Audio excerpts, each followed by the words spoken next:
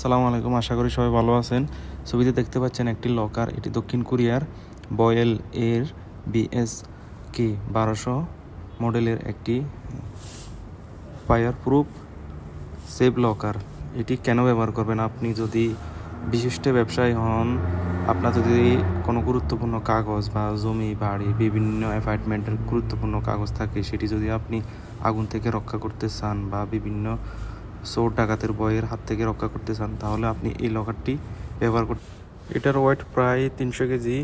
এটি আমরা 5 জন লোক নামিয়ে। এটির দাম সৌদি আরবে প্রায় 3000 থেকে 3500 রিয়ালের মতো।